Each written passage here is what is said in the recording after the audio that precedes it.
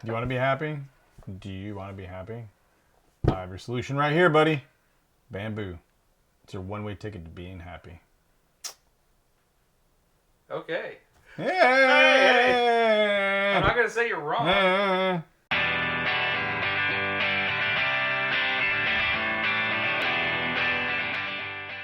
Welcome again, Misfits, to another Under the Lid, and this time we're taking a look at Bamboo, another Devir game. And if you know us, we love Devir. You guys, it's a mutual love. We love you so much. And Devir makes a lot of awesome games, and their games are never boring or not unique in any. Every single game they do is a work of art. I say this time and again. They're up there with the likes of Portal and these other big guys that just make very, very unique, stylized games, and they go all in. They don't even mess around. It's not like they have one system and just get all their games. That's all I'm saying. They're all amazing. Anyway, this one is a newer one coming out called Bamboo. Believe it or not, it is about a life balance between offering up things to the spirits and maintaining your home and also feeding your family. It's a very interesting game. When I saw the cover, I was like, okay, this is interesting. I thought maybe it was like some of those other games where you have bamboo and you feed pandas and stuff. Anyway, no, this is really, it even says there you become members of a family that cultivate bamboo and make use of the fruits of their labor to take care of their entire family. So that's really what you do. You plant bamboo, you take care of your family, you feed them, and at the end, whoever has the most happiness points wins, which, I mean, really, that's what life's about. I mean, that's really what life's about. I mean, that's awesome. And it has this awesome Japanese theme. Now, we have the English rulebook here. They put like every flavor text in there, but we just have the English book for now here. You can take a look at it. Yeah, you could throw in a shot of that, but we only speak English, unfortunately, here because we're not very bright. So we're just going to go with this one. Very nice rulebook as always, and very stylized and very themed. Also, dogs barking. Dogs barking are part of the whole Zen thing. Right. You got to have dogs to have a Zen life. So the rulebook is very stylized and very themed, as you can tell, and it has, as always, good use of iconography, and it's just laid out well. I never have a problem with their rulebooks; they're done very well. Now, there's a lot going on in the small box. I couldn't believe how heavy this box was. Actually, Tom handed it to me, and it was like, "This is really heavy for such a small box." So we have our board here. Very, very cool, very zen. It's got recessed layers. I like their use of recessed layers. I like seeing that when games do that. Just add something more because, you could have a flat board and save a little bit of cash and just like this could have been just regular track with no recesses, you know what I mean? But they go the extra mile and they add these recessed areas to make it just more interesting. It just looks better. It plays better. You don't lose, your tokens that go in there. It's kind of like when we first got Mars and you had those flat, Terraforming Mars. Remember the original version of Terraforming Mars?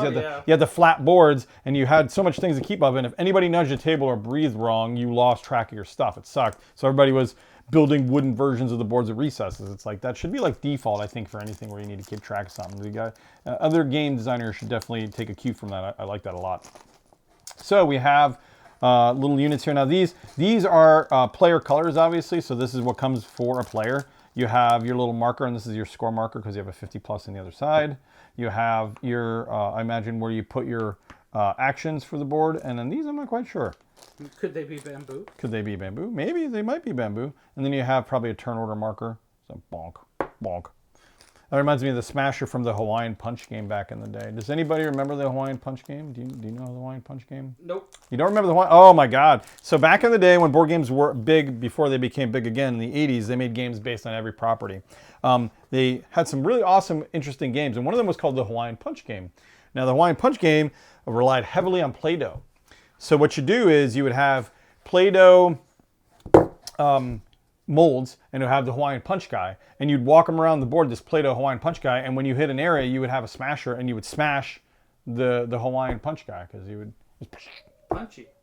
You can look it up. If you look it up, put a link down below or whatever. I'd like to see a video. I'm sure there's a commercial or a playthrough of that game somewhere, but Hawaiian Punch game, bring it back. Hashtag Hawaiian Punch game.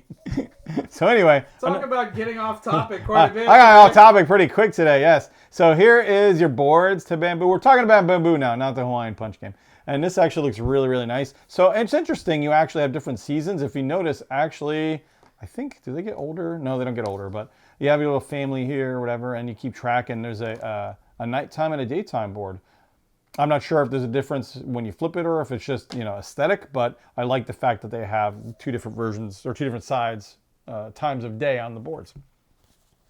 Then you have your tokens. Although I will say, I'm a sucker for metal tokens. I wonder if we get an upgrade kit for this. Get some metal tokens. But I mean, these are actually, these are actually so pretty. I mean, these are actual yen coins. So I mean, maybe you could just use, regular money. Very, very nice. And you have your food, and you have the different Japanese spirits. For those who aren't familiar, you got Tengu, and you got Kappas, and you got Kitsunes, which if you watch any anime, most of these you probably know. Tanukis. So you give your offering up to spirits. Very, very cool. Now you have some more interesting stuff where a lot of the cardboard weight comes in. You have, and it's falling apart on me, or popping out already, but you have your little, I think you build little holders for things. I'm not quite sure yet. There's a lot of cardboard in this game, though. That's what made it so heavy. That's what made it so heavy, yes. And you have more here as well, more cardboard. Obviously, this is for, I know you have to keep it balanced, or like a feng shui in your home or whatever here. And basically you have different things you put in your home to decorate it. Like I said, you have to it maintains like a work-life balance almost, which doesn't really exist today, does it? Yeah, what is that? What is that? Exactly. And then we have more markers here. These look color-coded as well. Let me open one of them. I'm going to go purple for Misfit Amanda's favorite color here. But it looks pretty awesome.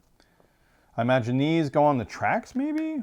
They look like they go on the tracks, don't they? Ooh. Very, very cool. Nice. Yeah, I don't know what to keep track of. We'll find out, because this game actually looks really, really good. I'm definitely going to play this game. That is actually all in the box, but there's a lot in this box. We're going to definitely play this. I am excited to play this. This looks like a lot of fun. Devir, you always surprise me with your themes. You definitely do not spare any... I mean, I don't even know. You don't. A wide variety. Yeah. I mean, we just did one about Jesus and the Last Supper. Yeah, I mean, yeah. And then Lacrimosa. Yeah, I mean, you guys have such a creative team. I mean, you guys should buy them dinner every week, because these guys are, whoever's designing these games, I know there's a lot of designers that go in-house, but I mean, you guys knock it out of the park every time, guys. So kudos to you. This game looks awesome. I cannot wait to play this game. I hope you guys enjoyed this unboxing video. Again, if you find the Hawaiian Punch video, in the game, put it down below. I'll be really appreciative of that. Anyway, I hope you enjoyed another Under the Lid, guys. Don't forget to like, subscribe, of course, as always, and game on.